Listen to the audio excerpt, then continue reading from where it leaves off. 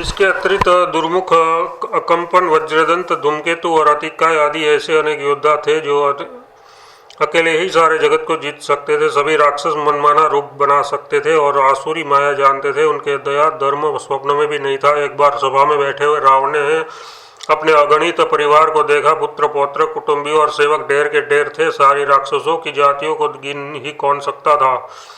अपनी सेना को देखकर स्वभाव से ही अभिमानी रावण क्रोध और गर्व से सनी हुई वाणी बोला है, समस्त राक्षसों के दलों सुनो, देवतागण हमारे शत्रु है। वे सामने आकर युद्ध नहीं करते, बलवान शत्रु को देखकर भाग जाते हैं। उसका मरण एक ही उपाय से हो सकता है, मैं समझा कर कहता हूँ, अब उसे सुनो। उसके बल को बढ़ाने वाले ब्राह्मण, भोजन, यज्ञ, हवन और श्राद्ध, इन सब में आ जाकर तुम बाधा डालो। भूख से दुर्बल और बलहीन होकर देवता सहज ही में आ मिलेंगे, तब उसको मैं मार डालूंगा, अथवा भांति भांति अपने अधीन करके सर्वथा पराधीन करके छोड़ दूंगा। फिर उसने मेघनाथ को बुलाया और शिक्षा पढ़ाकर उसके बल और देवताओं के प्रति वैरभाव को उत्तेजना दी। फिर कहा, ये पुत्र, जो देवता रण में धीर और बलवान है, उन्हें जीत और जिन्हें लड़ने का अभिमान है, उन्हें युद्ध में जीतकर बांध लाना। बेटे ने उठकर पिता की आज्ञा को शिरोधार्य किया। इसी तरह उसने सबको आज्ञा दी और आप भी हाथ में गदा लेकर चल दिया। रावण के बल चलने से पृथ्वी डगमगाने लगी और उसकी गर्जना से देवरमणियों के गर्भ गिरने लगे। रावण को क्रोध सहित आते हुए सुनकर देवताओं ने सुमेरु पर्वत की गुफा ताकी, मतलब भागकर सुमेरु की गुफाओं का आश्रय लिया। दिक्पालों के सारे सुंदर लोगों को रावण ने सुना पाया। वह बार बार भारी गर्जना, सिंह गर्जना करके देवताओं को ललकार कर गालियां देता था। रण में मद में मतवाला होकर वह अपनी जोड़ी का योद्धा खोजता हुआ जगत भर में दौड़ता फिरा, परंतु उसे ऐसा योद्धा नहीं मिला। सूर्य, चंद्रमा, वायु, वरुण, कुबेर, अग्नि, काल और यम आदि सब अधिकारी, किन्नरी, सिद्ध, मनुष्य, देवता और नाग, सभी के पीछे वह हठपूर्वक पड़ गया। किसी को भी उसने शांतिपूर्वक नहीं बैठने दिया। ब्रह्मा जी की सृष्टि में जहाँ तक शरीरधारी स्त्री पुरुष थे, सभी रावण के अधीन हो गए। डर के मारे सभी अपनी उसकी आज्ञा का पालन करते थे और नित्य आकर नम्रतापूर्वक उसके चरणों में सिर नवाते थे।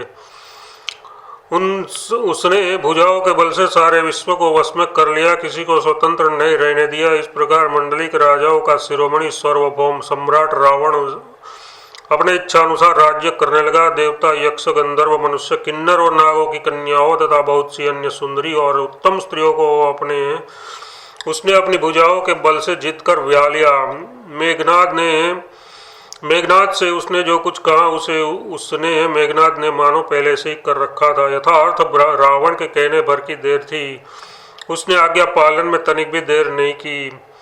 जिनको रावण ने मेघनाद से पहले से आज्ञा दी रखी थी, उन्होंने जो करतूतें की उन्हें सुनो। सब राक्षसों के समूह देखने में बड़े भयानक, पापी और देवताओं को दुख देने वाले थे। वे असुरों के समूह उपद्रव करते थे और माया के अनेक प्रकार के रूप धरते थे। जिस प्रकार धर्म की जड़ कटे, वे सब वेद विरुद्ध काम करते थे। जिस जिस स्थान में वे गौ और ब्राह्मणों को पाते थे, उसी नगर, गांव और पूर्वे में आग लगा देते थे। उनके डर से कभी कहीं भी शुभ आचरण, मतलब ब्राह्मण भोजन, यज्ञ, श्राद्ध आदि नहीं होते थे। देवता, ब्राह्मण और गुरु को कोई नहीं मानता था। न हरि भक्ति थी, न यज्ञ था, न तप और ज्ञान था। वेद और पुराण तो स्वप्न में भी सुनने को नहीं मिलते थे। जप, योग, वैराग्य, तप तथा यज्ञ में देवताओं के भाग पाने की बात रावण कहीं कानों से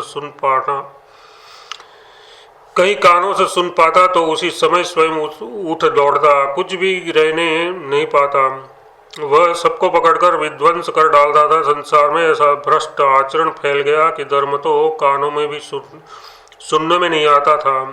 जो कोई वेद और पुराण कहता, उसको बहुत तरह से त्रास देता और देश से निकाल देता था। राक्षस लोग जो घोर अत्याचार करते थे, उसका वर्णन नहीं किया जा सकता। हिंसा पर ही जिनकी प्रीति है, उसके पापों का क्या ठिकाना। मासपरायण छठा विश्राम। मासपरायण छठा विश्राम। पराये धन और पराये स्त्री पर मन ललचाने वाले दुष्ट चोर और जुआरी बहुत बढ़ गए। लोग माता पिता और देवताओं को नहीं मानते थे और साधुओं की सेवा करना तो दूर रहा, उल्टे उनसे सेवा करवाते थे। श्री शिव जी कहते हैं कि ये भवानी, जिनके ऐसे आचरण है, उन सभी प्राणियों को राक्षस ही समझना। इस प्रकार धर्म के प्रति लोगों की अतिशय ग्लानि, अरुचि, अनास्था देखकर पृथ्वी अत्यंत भयभीत एवं व्याकुल हो गई। वह सोचने लगी कि पर्वतों, नदियों और समुद्रों का बोझ मुझे इतना भारी नहीं जान पड़ता जितना भारी मुझे एक परद्रोही मतलब दूसरों का अनिष्ट करने वाला लगता है। पृथ्वी सारे धर्मों को विपरीत देख रही है, पर वह रावण से भयभीत हुए वह कुछ बोल नहीं सकती। अंत में हृदय में सोच विचार कर गौ का रूप धारण कर धरती वहां गई जहां सब देवता और मुनि छिपे थे। पृथ्वी ने ले रोकर उनको अपना दुख सुनाया, पर किसी से कुछ काम न बना। तब देवता, मुनि और गंधर्व सब मिलकर ब्रह्मा जी के लोक, संत लोक, सत्यलोक को गए। भय और शोक से अत्यंत व्याकुल बेचारी पृथ्वी भी गौ का शरीर धारण किए हुए उनके साथ थी। ब्रह्मा जी सब जान गए। उन्होंने मन में अनुमान किया कि इसमें मेरा कुछ भी वश नहीं चलेगा। तब उन्होंने पृथ्वी से कहा कि तुम जिसकी तू दासी है वही अविनाशी हमारा और तुम्हारा दोनों का सहायक है। ब्रह्मा जी ने कहा, यह धरती मन में धीरज धारण करके श्री हरि के चरणों का स्मरण करो। प्रभु अपने दासों की पीड़ा को जानते हैं, ये तुम्हारी कठिन विपत्ति का नाश करेंगे। सब देवता बैठकर विचार करने लगे कि प्रभु को कहाँ पावे ताकि उसके सामने पुकार फरियाद करे। कोई वैकुंठपुरी जाने को कहता था और कोई कहता था कि वही प्रभु शीर्ष समुद्र में निवास करते हैं। जिसके हृदय में जैसी भक्ति और प्रीति होती है प्रभु वहाँ उसके लिए सदा उसी रीति से प्रकट होते हैं। पार्वती, उस समाज में मैं भी था। अवसर पाकर मैंने एक बात कही, मैं तो ये जानता हूँ कि भगवान सब जगह समान रूप से व्यापक है। प्रेम से वे प्रकट हो जाते हैं। देश काल दिशा विदिशा में बताओ ऐसी जगह कहाँ है जहाँ प्रभु न हो। वे चराचर में व्याप्त होते हुए सबसे रहित है और विरक्त है। उनकी कहीं आसक्ति नहीं है। वे प्रेम से प्रकट होते हैं जैसे अग्नि अव्यक्त रूप से सर्वत्र व्यापक है, परंतु जहाँ उसके लिए अरणि मंथन आदि साधन किए जाते हैं वहाँ वह प्रकट होती है। इसी प्रकार सर्वत्र व्यापक भगवान भी प्रेम से प्रकट होते हैं। मेरी बात सबको प्रिय लगी। ब्रह्मा जी ने साधु साधु कहकर बड़ाई की। मेरी बात सुनकर ब्रह्मा जी के मन में बड़ा हर्ष हुआ। उनका तन पुलकित हो गया और नेत्रों से प्रेम के आंसू बहने लगे। तब वे धीर बुद्धि ब्रह्मा जी सावधान होकर हाथ जोड़कर स्तुति करने लगे। हे देवताओं के स्वामी, सेवकों को सुख देने वाले, शरणागत की रक्षा करने वाले भगवान आपकी जय हो, जय हो। हे गो ब्राह्मणों का हित करने वाले, असुरों का विनाश करने वाले, समुद्रों की कन्या श्री लक्ष्मी जी के प्रिय स्वामी आपकी जय हो। ये देवता और पृथ्वी का पालन करने वाले, आपकी लीला अद्भुत है, उसका भेद कोई नहीं जानता। ऐसे जो स्वभाव से ही कृपालु और दीन दयालु है वे ही हम पर कृपा करे। ये अविनाशी, सबके हृदय में निवास करने वाले, अंतर्यामी, सर्वव्यापक, परमानंद स्वरूप, अज्ञेय, इंद्रियों से परे, पवित्र चरित्र, माया से रहित मुकुंद, मोक्षदाता आपकी जय हो, जय हो। इस लोक और परलोक के सब भोगों से विरक्त तथा मोह से सर्वथा छूटे हुए ज्ञानी मुनि वृंद भी अत्यंत अनुरागी प्रेमी बनकर जिनका रात दिन ध्यान करते हैं और जिसके गुणों के समूह का गान करते हैं, उन सच्चिदानंद की जय हो। जिन्होंने बिना किसी दूसरे संगी अथवा सहायक के अकेले ही या स्वयं अपने को त्रिगुण रूप ब्रह्मा विष्णु शिव रूप बनकर अपना अथवा बिना किसी उपादान कारण के यथार्थ स्वयं ही सृष्टि का अभिन्न निमित्तोपादान कारण बनकर 3 प्रकार की सृष्टि उत्पन्न की, वे पापों का नाश करने वाले भगवान हमारी शुद्धि ले।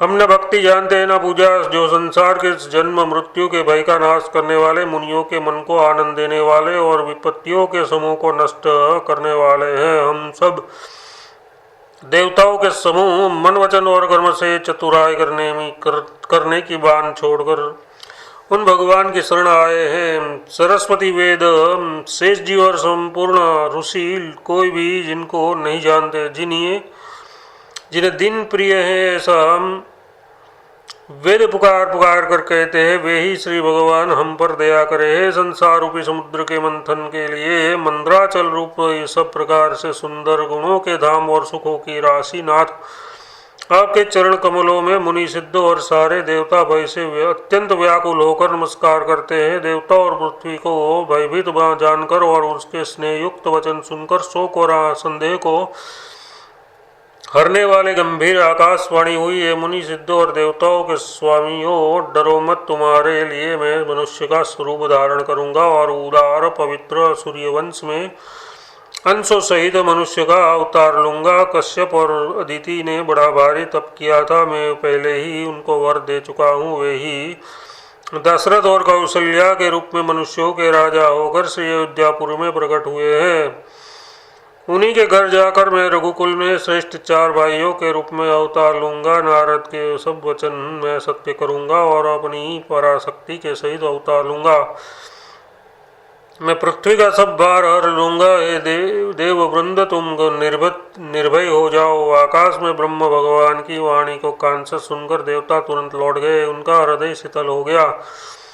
तब ब्रह्मा जी ने पृथ्वी को समझाया, वह भी निर्भय हुई और उसके जी में भरोसा टाढ़स आ गया।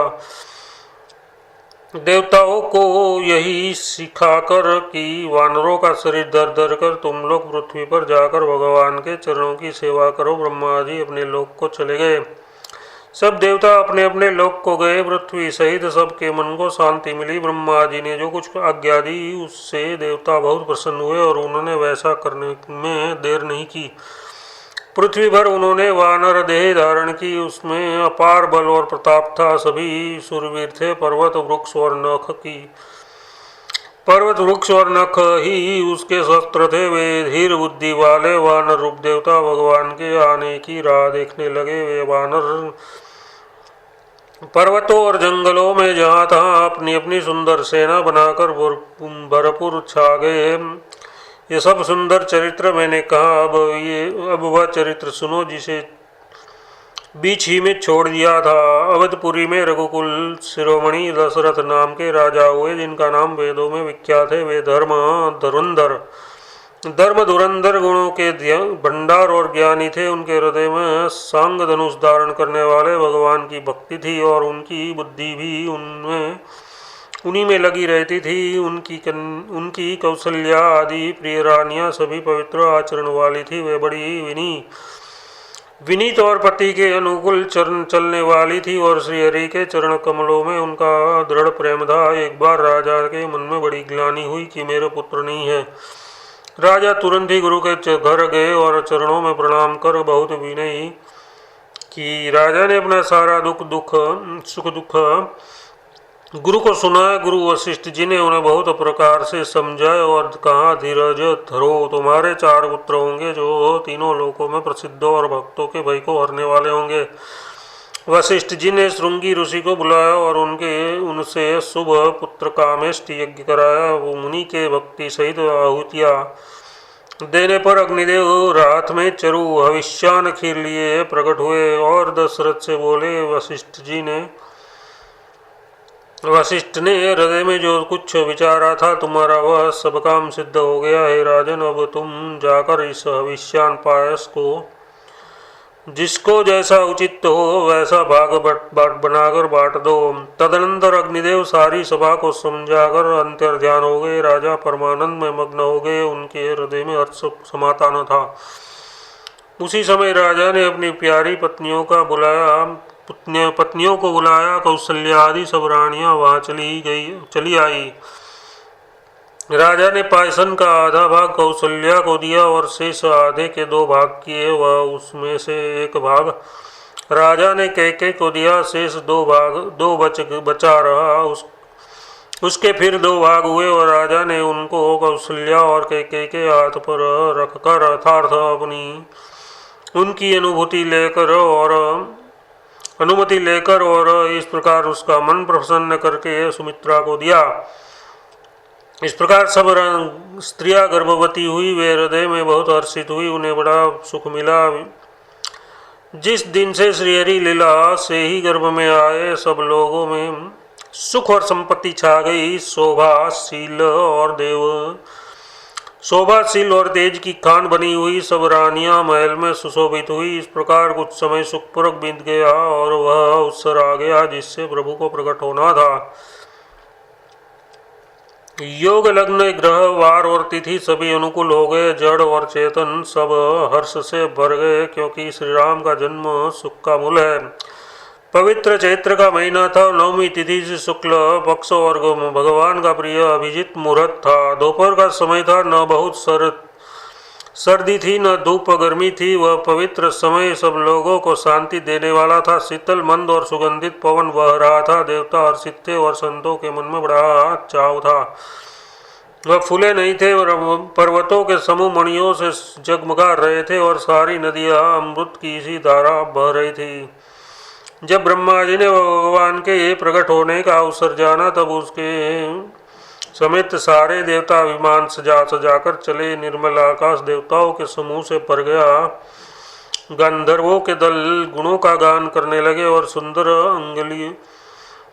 अंजलियों में सजा कर पुष्प बरसाने लगे। आकाश में धमाधम नगाड़े बजने लगे। नागमुनि और देवता स्तुति करने लगे और बहुत प्रकार से अपनी अपनी सेवा उपहार भेंट करने लगे।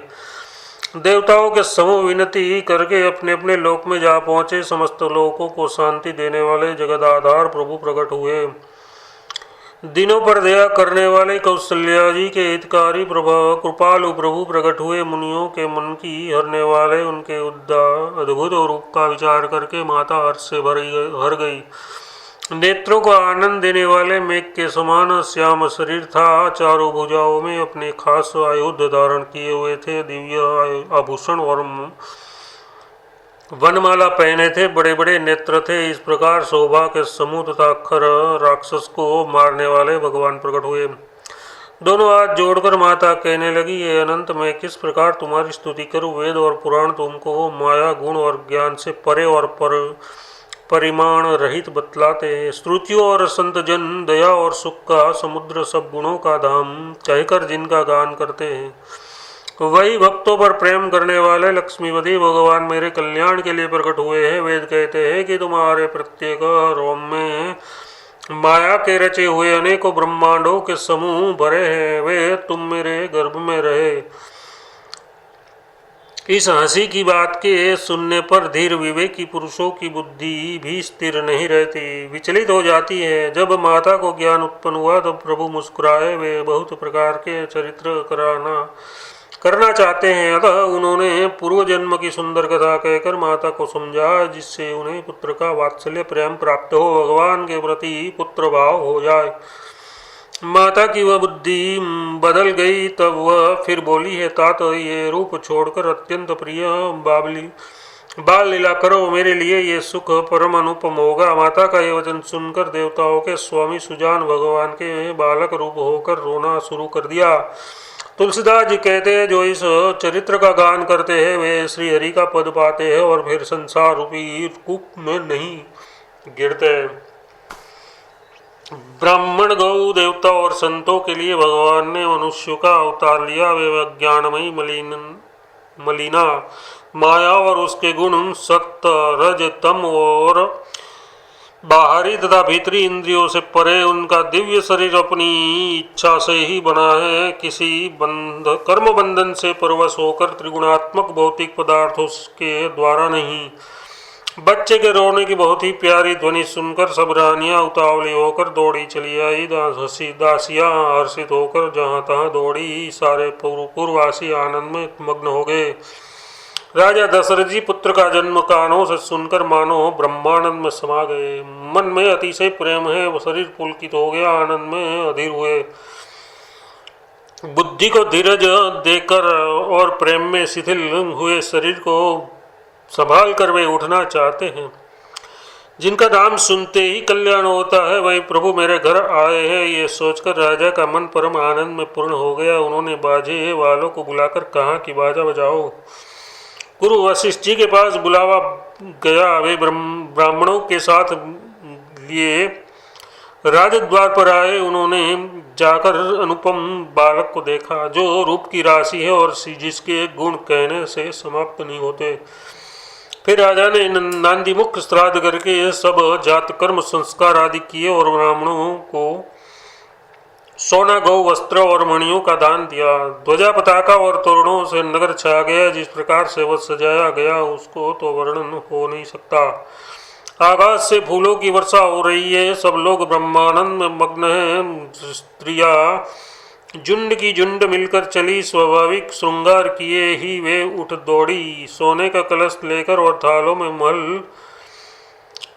मंगल द्रव्य भरकर गाती हुई राजद्वार में प्रवेश करती है। वे आरती करके निछावर करती है और बार बार बच्चे के चरणों पर गिरती है।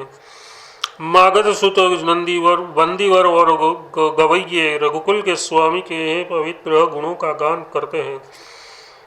राजा ने सब किसी को भरपूर दान दिया।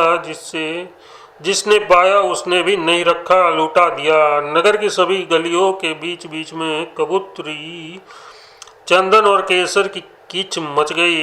घर घर मंगलमयी बाधाएं बजने लगा, क्योंकि शोभा के मूल भगवान प्रकट हुए हैं। नगर के स्त्री पुरुषों के झुंड जहां तहां आनंद मग्न हो रहे हैं।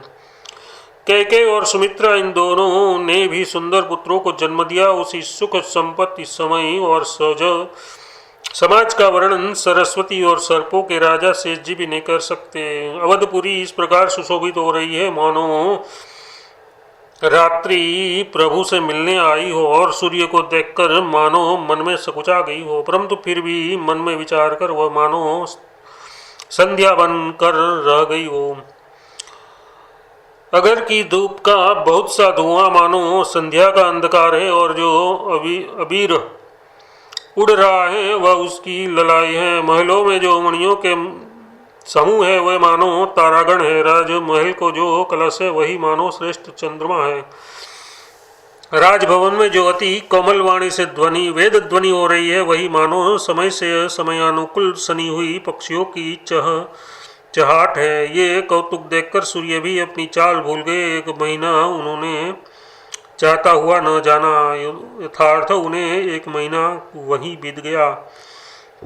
महीने भर का दिन हो गया। इस रहस्य को कोई भी नहीं जानता। सूर्य अपने रथ सहित वहीं रुक गए।